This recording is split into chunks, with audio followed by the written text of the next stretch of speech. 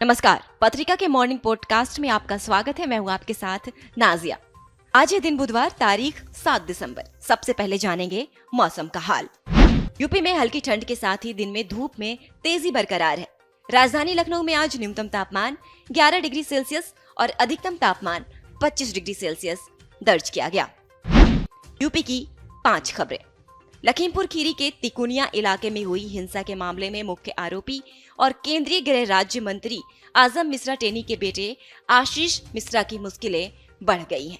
आशीष मिश्रा समेत 13 आरोपियों पर किसानों की हत्या का केस चलेगा। मामले में 16 दिसंबर से ट्रायल शुरू होगा। मुख्यमंत्री योगी आदित्यनाथ ने दुबग्गा के जॉगर्स पार्क के पास आयोजित स्थानीय निकाय प्रबुद्ध जन सम्मेलन को संबोधित किया।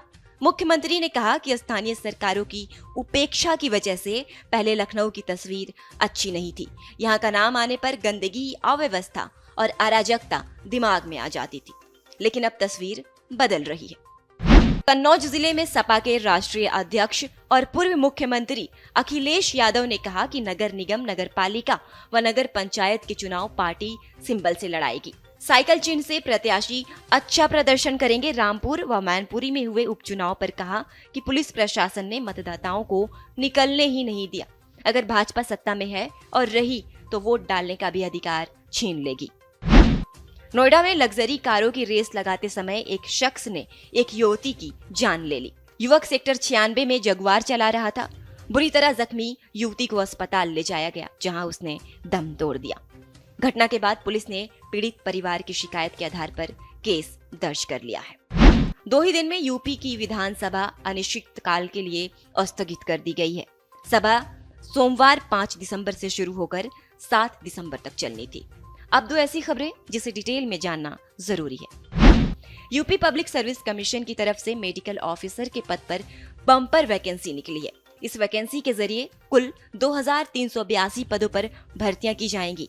इन पदों पर आवेदन ऑनलाइन लिए जा रहे हैं। इसमें आवेदन करने के लिए उम्मीदवारों को यूपीपीएससी रिक्रूटमेंट की ऑफिशियल वेबसाइट uppsc.up.nic.in पर जाकर आवेदन करना होगा। यूपीपीएससी की तरफ से जारी इस वैकेंसी के लिए आवेदन प्रक्रिया 5 दिसंबर 2022 से शुरू हो गई है।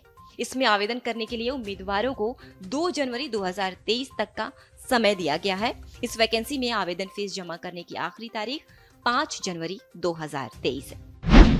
यूपी के गैंगस्टर एक्ट 1986 की संवैधानिक वैधता को सुप्रीम कोर्ट में चुनौती दी गई है।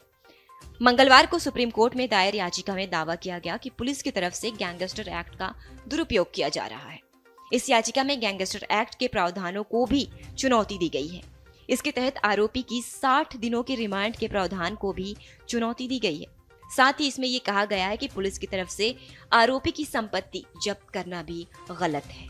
सुप्रीम कोर्ट में दायर याचिका में यह कहा गया कि गैंगस्टर अधिनियम और नियम आरोपी व्यक्तियों का कोई भेदभाव नहीं करता है। याचिका में एक केस होने पर गैंगस्टर एक्ट के तहत एफआईआर दर्ज कराने की वैधता को भी चुनौती दी गई है। याचिका में यह कहा गया कि यूपी गैंगस्टर एक्ट अनुच्छेद 14 की कसौटी पर पूरी तरह से विफल है। दावा किया गया है कि यूपी गैंगस्टर एक्ट कानून के शासन का अपमान करता है। अनस चौधरी ने सुप्रीम कोर्ट में एओआर अंसार अहमद चौधरी के जरिए ये याचिका दाखिल की है। अब बात उस वीडियो की जो दिन भर इंटरनेट पर छाया रहा। पीलीभीत के पूरनपुर तहसील के ब्लॉक परिसर में एक प्रधान पति और मनरेगा के अतिरिक्त कार्यक्रम अधिकारी के बीच जमकर घूसे चलने का वीडियो सामने आया है। मारपीट का ये वीडियो अब सोशल मीडिया पर जमकर वायरल हो रहा है। वायरल वीडियो में पूरनपुर ब्लॉक के मनरेगा कक्ष में दोनों के बीच जमकर उठापटक देखी जा सकती है। मारपीट का पूरा वीडियो वायरल होने के बाद अब दोनों पक्ष एक दूसरे पर आरोप लगाते नजर आ रहे हैं। पूरनपुर ब्लॉक के पन्नापुर टांडा गांव की प्रधान के पति धर्मापाल वर्मा किसी काम के चलते ब्लॉक कार्यालय गए थे। वहां मनरेगा के किसी काम को लेकर उनकी मनरेगा के अतिरिक्त कार्यालय अधिकारी यानी एपीओ आदर्श वर्मा से कहासुनी हो गई। देखते ही देखते मामला इतना बढ़ गया कि नेताजी और एपीओ साहब ने ब्लॉक कार्यालय को अखाड़ा समझकर उठापटक करना शुरू कर दिया।